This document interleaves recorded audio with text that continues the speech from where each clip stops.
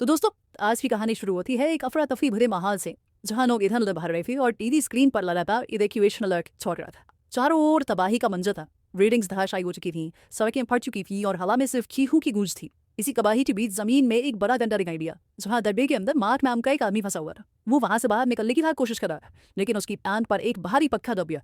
दर्द से कराते हुए वो मदद के लिए चला, बट पूरा इलाका सुनसान पड़ा था, जिसकी वजह से उसकी चीखें उस बर्बाद शहर की खामोशी में खोती जा रही थी। कुछ देर तक तकलीफ में रहने के बाद मार्क की नजर पास में पड़े एक मेटल बार पर पड़ी। उसने बड़ी मुश्किल से उसे अपनी ओर खींचा और उसकी मदद से जमीन पर गिरा अपना फोन उठाया। कांपते हाथों से उसने तुरंत किसी को कॉल करने की कोशिश की, लेकिन हर कॉल वॉइस में पर जा रही थी। हर बार फोन टिपटने के साथ उसकी उम्मीद थोड़ी और टूटती गई। अभी अचानक जमीन फिर से जोर से हिलने लगी। मार्क घबरा कर पत्थर को पसका पड़ा लिया और जोर जोर से मदद के लिए चिल्लाने लगा, पर कोई आस पास नहीं था। उसकी दिल की धड़कन तेज हो गई, पर अपने बच्चों का चेहरा याद आते ही उसने हार मानने से इनकार कर दिया। उसने हिम्मत जुटाई और अपने फोन की फ्लैशलाइट ऑन की, ताकि आसपास के रास्ते को ठीक से देख सके। रोशनी घुमाते हुए उसने पास ही एक अंधेरी टनल ली। बर्फ तभी उसी सुरंग के अंदर से एक भयानक गुर्राने की आवाज आई। डर के मारे मार्क का दिल खमसा गया और उसने तुरंत फ्लैशलाइट बंद कर दी। कुछ पल तक वो चुपचाप वहीं बैठा। उसकी सांसें तेज चल रही थी। फिर उसने खुद को संभाला और सोचा कि उसे अपनी पत्नी को किसी तरह खबर देनी चाहिए। उसने फोन में एक वॉइस मैसेज रिकॉर्ड किया, जिसने उसने अपने हालात के बारे में बताया और ये भी कहा कि बच्चों का ख्याल रखा जाए। उसी वक्त ऊपर आसमान से हेलीकॉप्टर की आवाज सुनाई दी। माँ की आंखों में एक पल के लिए उम्मीद चौंक उठी, पर कुछ ही सेकंड की हेलीकॉप्टर क्रैश होता बाफ हुई। माँ की भी तेज लहर से जमीन गिरे और पूरा तन्हा रहा। मार्क ने घबरा कर तेजी से अपने पास पड़े मेटल बार से पत्थर को हटाया और पूरी ताकत लगाकर अपनी दान छुआ।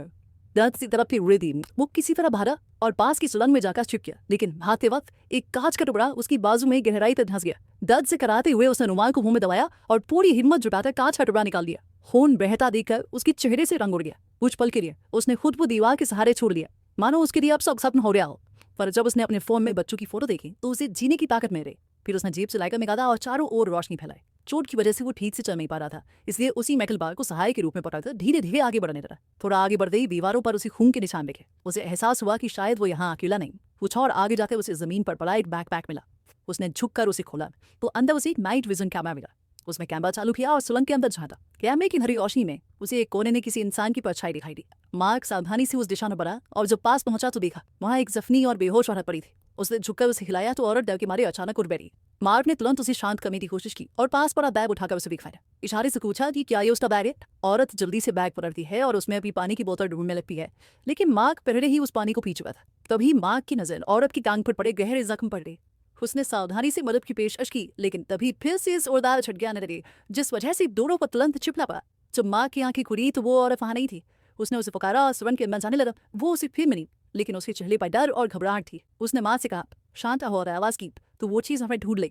मार्क हैरान था, कौन सी चीज? वो बस उसे चुप रहने को। थोड़ी देर के बाद मार्क ने उस औरत की बरम पट्टी की और बैग से उसका खून डूबने की कोशिश की। फिर मार्क अचानक गुस्सा हो गया और किंसा के बोला कि ये सब भूकंप की वजह से हो रहा है। वो औरत हंसी और बोली, भूकंप? तुम्हें सच में लगता है कि भूकंप है? मार्क ने कहा, हाँ, पिछले कई हफ्तों से यही हो रहा है। वो बोली, क्या तुमने उस चीज को नहीं देखा? उससे पहले कि वो कुछ और कहती, फिर से जमीन हिलने लगी। वो औरत उसे बोलने लगी, कोई नहीं आएगा अनु बचाने, सब मर चुके हैं।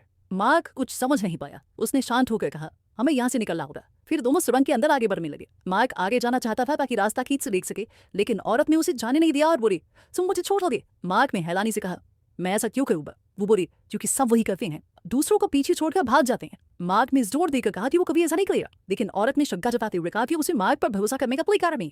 ये सुनकर मार्क ने अपने बटुए से अपनी बेटी की फोटो निकाली और उसे औरत को दिखाया। वो बस अपने बच्चों तक पहुंचने की कोशिश कर रहा था और उसी उम्मीद के साथ वो आगे बढ़ना चाहता था, लेकिन औरत ने साफ इशारा किया कि वो नहीं चाहती कि मार्क आगे बढ़े। मार्क ने कहा कि ये कोई सवाल नहीं था, वो बस आगे बढ़ना चाहता है, लेकिन औरत को यह पसंद नहीं आया। अचानक उसने मार्क को जोर से मारा, जिससे वो पीछे हट गया। अगले ही पल औरत ने पिस्तौल निकाल ली। फिर उसने मार्क से लाइकर मारा और इशारे से कहा कि वो उसके पीछे ही है। उसने स्पष्ट किया कि वो उसके साथ चलता रहे, लेकिन दूरी बनाए रखे और कुछ भी ना बोले। इसके बाद दोनों धीरे सुरंग में आगे बढ़े। तभी पीछे से किसी नया चीज का फुटाने की आवाज है। दर किनारे औरत तुरंत लाइट उठा रही है, जिससे पूरी सुरंग अंधेरे में डूब जाती है। मार्क ने उसे लाइटर फिर से जलाने को कहा, लेकिन औरत ने नहीं सुना। फिर मार्क ने अपने फोन की लाइट ऑन की। ये देख औरत फटकारती हुई बोली कि वो चीज उन्हें ढूंढ ले। मार्क ने पूछा कि कौन सी चीज, लेकिन औरत फिर कुछ नहीं बोली और बस उसे चुप रहने का इशारा किया। तभी मार्क के दिमाग में एक आइडिया आया। उसने औरत से नाइट विजन कैमरा मांगा। कैमरा चालू करके उसने उस आवाज की दिशा में देखने लगा, लेकिन वहां उसे कोई चीज दिखाई नहीं दी। मार्क ने कहा, सब ठीक है, लेकिन जैसे ही उसने मुड़कर देखा तो औरत माने नहीं। अभी पीछे से फिर से वही गुर्राने जैसी आवाज है। उसने तुरंत मुड़कर देखा, लेकिन फिर भी कुछ दिखाई नहीं दिया। फिर भी उसने हिम्मत जुटाई और आगे बढ़ना जारी रखा। थोड़ी दूरी पर उसने औरत को फिर देखा। वो पूरी तरह घबरा चुकी थी। उसने डरते हुए मार्क से पूछा, क्या तुमने कुछ देखा? मार्क ने उसे समझाया कि वहां कुछ भी नहीं था, लेकिन अपनी जान के डर से औरत अचानक उछलती हुई आगे बढ़ गई और बोली कि उसे यहाँ से तुरंत निकलना है। इसी बीच फिर से गुर्राने की आवाज आई। उनके पास कोई विकल्प नहीं था, इसलिए दोनों को तुरंत भागना पड़ा। भागते समय वे फिसल गए और जमीन पर गिर पड़े। औरत ने तुरंत लाइटर जलाया, लेकिन अंधेरे में कुछ दिखाई नहीं दिया। मार्क ने नाइट विजन कैमरा मांगा और इस बार उसे राक्षस साफ दिखाई दिया। राक्षस उनके पास धीरे धीरे बढ़ा। दोनों तुरंत सुरंग के किनारे छिप गए और तब रुके जब उन्हें लगा कि राक्षस पीछे हट गया है। थोड़ी देर बाद औरत को एंग्जाइटी होने लगी। उसने अपने बैकपैक में से दवाई निकालने की कोशिश की, लेकिन तभी उसे याद आया कि दवाई का पैकेट तो पीछे रह गया था। मार्क ने शांत रहकर कहा कि अब वे वापस नहीं जा सकते। हालात की गंभीरता समझते हुए औरत ने फिर से पिस्तौल निकाल ली और दवाई की जरूरत जताई। मार्क के पास और कोई विकल्प नहीं बचा। उसने हिम्मत जुटाई, पैकेट ढूंढा और दवाई लेकर जल्दी से औरत के पास लौट आया। फिर मार्क ने उसे दवाई दी और उसके पास बैठ गया। उसने सवाल किया कि वो भयानक चीज आखिर में क्या था। औरत ने ज्यादा जानकारी नहीं दी, सिर्फ इतना बताया कि वे काफी समय से इस जगह पर भटक रहे थे। फिर मार्क ने पूछा कि वो यहाँ कैसे फंसी। औरत ने बताया कि वो राक्षसों से भागते समय जमीन फटने से नीचे गिर गई थी। मार्क ने भी अपने बारे में बताया। उसने कहा कि उसने पहले सोचा था कि ये सब सिर्फ भूकंप था। वो सड़क पार कर रहा था, तभी जोर का शोर हुआ, पर फिर उसे याद नहीं कि वो कैसे गड्ढे में गिर गया। इसके बाद दोनों सावधानी से सुरंग के अंदर आगे बढ़ने लगे। काफी देर चलने के बाद उन्हें एक पतला रास्ता दिखाई दिया जो शायद बाहर की ओर जाता था, लेकिन जैसे ही उन्होंने कदम बढ़ाए अचानक लाइटर बुझ गया और वे पूरी तरह अंधेरे में डूब गए। औरत ने जल्दी से नाइट विजन कैमरा निकाला और मार्क से उसका फोन मांगा। उसने कहा कि फोन की बैटरी बहुत कम है और यही उनका एकमात्र सहारा है। थोड़ी देर बाद सुरंग के अंत में औरत को तेज रोशनी दिखाई दी। उसे लगा कि शायद वो लोग सुरंग के बाहर निकलने के करीब है। दोनों उम्मीद के साथ उस दिशा में रेंगते हुए बढ़े, लेकिन पास जाकर देखा कि वो रोशनी किसी की गिरी हुई फ्लैशलाइट से आ रही थी। सच्चाई समझते ही औरत के अंदर का डर फिर जाग उठा। उसकी सांसें तेज होने लगी, वो हाइपर वेंटिलेट करने लगी, लेकिन मार्क ने उसे शांत किया और आगे बढ़ने को कहा। औरत ने खुद को संभाला, फ्लैशलाइट उठाई और आगे का रास्ता रोशन किया। तभी रोशनी में उन्हें एक बॉडी दिखाई दिया जो आधा पत्थरों के नीचे दबा हुआ था। वे धीरे धीरे पास गए और देखा कि वो आदमी मर चुका लग रहा था। औरत ने सावधानी से उसके सामान की तलाशी ली, जहां से उसे एक चाकू मिला। मार्क ने कहा कि चाकू उसे दे दे, क्योंकि उसके पास पहले से एक हथियार है। औरत ने थोड़ी झिझक के बाद चाकू उसे थमा दिया। फिर उसने उस आदमी की जेबें टटोली, जहां से उसे शराब की एक छोटी बोतल मिली। उसे देखकर वो थोड़ा खुश हुई। उसने एक घूंट लिया और फिर बोतल मार्क को दी। मार्क ने शराब पीने के बजाय उसे अपने जख्म पर डालकर साफ किया और कहा कि उन्हें अब आगे बढ़ना चाहिए। दोनों जैसे ही बॉडी के पास से गुजरे, अचानक उस आदमी ने मार्क की टांग पकड़ ली और दर्द से मदद के लिए चिल्लाने लगा। औरत ने उसे चुप रहने को कहा, लेकिन बहुत देर हो चुकी थी। आवाज पूरे सुरंग में गूंज गई। अगले ही पल राक्षसी भयानक गुर्राहट सुनाई दी। वो तेजी से उनकी ओर बढ़ने लगा। मार्क और औरत को भागना पड़ा, जबकि घायल आदमी वहीं रह गया। भागते वक्त कैमरा गिर गया और स्क्रीन पर आखिरी बार दिखा कि राक्षस उस घायल आदमी पर झपट रहा था। कुछ देर बाद दोनों धीरे धीरे वापस लौटे ताकि कैमरा उठा सके। मार्क ने झुककर कैमरा उठाया, लेकिन तभी उसने देखा कि राक्षस फिर से उनकी दिशा में वापस आ रहा था। घबराकर उन्होंने बिना पीछे देखे आगे बढ़ने का फैसला किया। थोड़ी दूर चलते हुए औरत अचानक खांसने लगी। मार्क ने उसे रुककर आराम करने को कहा, लेकिन उसने इनकार कर दिया, क्योंकि राक्षस अभी भी उनके पीछे था। थकान और डर के बीच दोनों के बीच फिर बहस शुरू हो गई। मार्क आगे बढ़ना चाहता था, जबकि औरत ने उसे रोक दिया। उसने ठंडे स्वर में कहा कि उसके और राक्षस के बीच सिर्फ मार्क ही खड़ा है, इसलिए वो उसे आगे बढ़ने नहीं देना चाहती थी। ये सुनकर मार्क को गुस्सा आ गया। उसने कहा कि क्या वो सिर्फ चारा है? औरत ने चुपचाप कहा कि ये स्थिति उसने खुद बनाई है। मार्क अब और नहीं सह पाया। उसने चाकू उसकी ओर तान दिया और कहा कि वो यहाँ मरने नहीं वाला। जैसे ही वो कुछ करने वाला था, अचानक पास में तेज आवाज हुई। दोनों ने मुड़कर देखा, वो बस एक चूहा था। दोनों ने राहत की सांस ली, लेकिन अगले ही पल राक्षस वहां आ गया और उसी चूहे को एक झटके में मार दिया। ये देखकर दोनों घबराकर भागने लगे। अंधेरे और मलबे के बीच दौड़ते हुए अचानक राक्षस ने मार्क को पकड़ लिया। मार्क दर्द और डग में तड़पता हुआ मदद के लिए चिल्लाया। उसने उस औरत से कहा कि राक्षस को गोली मारो, लेकिन औरत डर के मारे शौक में थी। वो कुछ नहीं कर पाई और वहां से भाग गई। कुछ देर बाद जब वो अकेली सुरंग में आगे बढ़ रही थी, उसे लगा कि कोई उसके पीछे आ रहा है। उसने डर के मारे धीरे से मुड़कर देखा और उसकी आंखें फैल गईं। सामने मार्क जिंदा खड़ा था। वो हैरान और खुश दोनों थी। यकीन नहीं हो रहा था कि मार्क उस राक्षस से कैसे बच गया।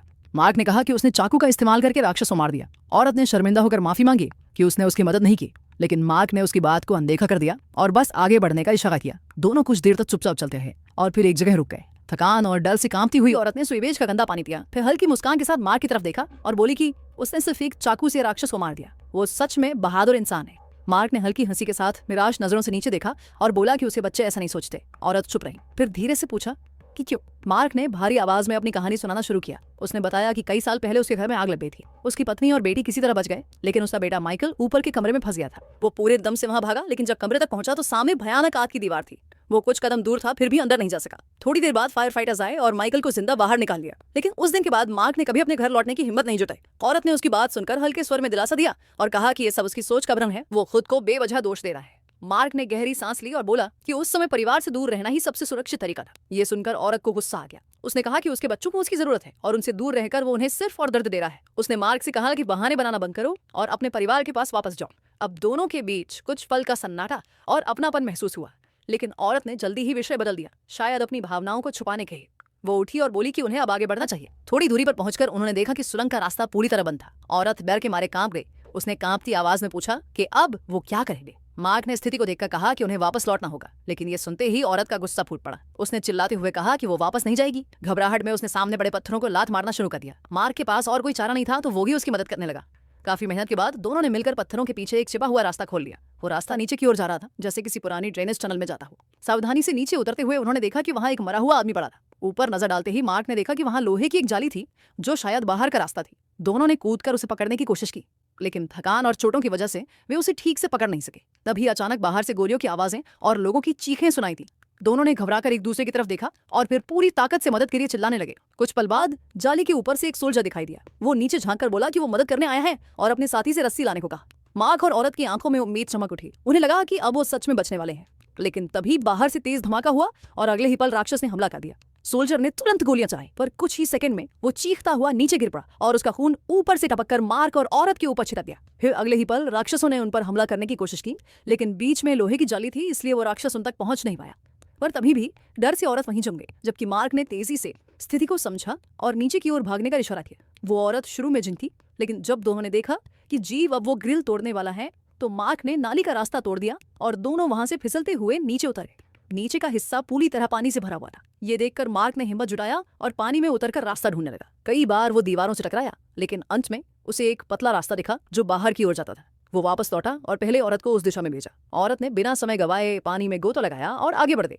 मार्क वहीं रुका रहा, क्योंकि एक समय में केवल एक ही व्यक्ति उस रास्ते से जा सकता था। और तभी राक्षसों की गुर्राहट फिर से पास आने लगी। कुछ ही पलों बाद दूर से हल्की रोशनी दिखाई दी। वो औरत थी जिसने रास्ता साफ होने का संकेत दिया था। मार्क ने तुरंत बोता लगाया, लेकिन बीच रास्ते में दीवार से टकराकर उसे दिशा खो दी। पानी में उसकी सांसें तेज हो गईं और उसे घुटन होने लगा। जैसे ही वो होश खोने वाला था, औरत वापस लौटी और उसे पकड़कर ऊपर खींच लाई। दोनों हांफते हुए पानी से बाहर निकले, लेकिन जिंदा बच जाने की राहत उनके चेहरों पर साफ दिख रही थी। कुछ पल आराम करने के बाद वे घुटनों के बल रेंगते हुए धीरे धीरे आगे बढ़े। सुरंग के अंत में हल्की सी रोशनी दिखाई दी, जिससे उनमें उम्मीद की किरण जाग उठी। दोनों रोशनी की दिशा में रेंगते हुए बाहर निकलने की कोशिश करने लगे, लेकिन जैसे ही वे उस जगह के करीब पहुंचे, अचानक जमीन जोर से हिलने लगी और सामने के गड्ढे में से एक विशाल जीव बाहर निकल आया। वो औरत डर के मारे पीछे हट गई, जबकि मार्क ने तुरंत उसे आगे बढ़ने का इशारा किया। अब तक उन्हें समझ आ चुका था कि उस जीव को अंधेरे में ज्यादा कुछ दिखाई नहीं देता। मार्क ने इस बात का फायदा उठाते हुए औरत को धीरे धीरे आगे धकेला और खुद उसके पीछे बढ़ा, लेकिन वो औरत फिर से जड़ हो गई। मार्क उसके पास गया और देखा कि औरत मर चुकी थी। तब उसे पता चला कि उसकी चोट और एंग्जाइटी की वजह से उसकी मौत हुई थी। अब औरत का शरीर बाहर निकलने के रास्ते में फंस गया था और ऊपर से सुरंग धीरे धीरे ढह रही थी। मार्क ने घबराकर चारों ओर देखा। उसने नीचे झांका तो देखा कि उस गड्ढे में सैकड़ों जीव रेंग रहे थे। वो जानता था कि जरा सी आवाज हुई तो सब उस पर टूट पड़ेंगे। उसने धीरे धीरे औरत की चीजें उठाई और उसे सरकाने की कोशिश की, लेकिन वो हिलने को तैयार नहीं थी। थक कर मार्क वहीं गिर पड़ा। उसके हाथ कांप रहे थे और आंखों से आंसू बह रहे थे। उसने अपनी जेब से मोबाइल निकाला, जिसमें उसके बच्चों का पुराना वीडियो चला था। निराशा में उसने बंदूक उठाई और अपनी जान लेने की कोशिश की, पर ट्रिगर दबाने पर सिर्फ क्लिक की आवाज आई। उसमें गोली था ही नहीं। गुस्से और दर्द में उसने जमीन पर बंदूक फेंकी और औरत को कोसने लगा। तभी उसके फोन की स्क्रीन ब्लिंक करने लगी। उसने फोन उठाया। स्क्रीन पर उसकी पत्नी का वॉइस मैसेज था, जिसमें उसने कहा था कि वो और बच्चे सुरक्षित हैं और सब उसका इंतजार कर रहे हैं। ये शब्द पढ़ते ही मार्क की आंखों में आंसू आ गए, लेकिन इस बार उनमें डर नहीं बल्कि उम्मीद झलक रही थी। मार्क ने तुरंत एक प्लान बनाया। उसने अपने फोन का अलार्म ऑन किया और सावधानी से फोन को औरत के पैर पर रख दिया। कुछ ही पलों में सुरंग के अंदर मौजूद जीव ने फोन की आवाज सुनकर उस औरत की ओर बढ़ा और औरत के शरीर को खींचकर गड्ढे में ले गया। इस मौके का फायदा उठाकर मार्क ने रेंगते हुए बाहर निकलने की कोशिश की, लेकिन अचानक जमीन हिलने लगी और एक जीव ने उसे पीछे से पकड़ लिया। मार्क ने घबराए बिना शराब की बोतल फोड़ी, लाइटर जलाया और पूरी ताकत से उस जीव पर फेंक दिया। आग भड़क उठी और जीव जलता हुआ पीछे हट गया और फिर मार्क किसी तरह बाहर निकल आया। लेकिन जैसे ही उसने बाहर की दुनिया को देखा, वो ठिठक गया। बाहर सब कुछ उजाड़ था, दूर तक सन्नाटा और धुएं से भरा माहौल। उसे एहसास हुआ कि वो जिस दुनिया से भागकर बाहर आया है, वो अब पहले जैसी नहीं रही। और यहीं पर ये कहानी खत्म होती है। अगर आपको एक्सप्लेनेशन अच्छा लगा हो तो वीडियो को लाइक और कमेंट जरूर करें। ऐसी ही और मजेदार और अनोखी कहानी पे चैनल को सब्सक्राइब कर लेना।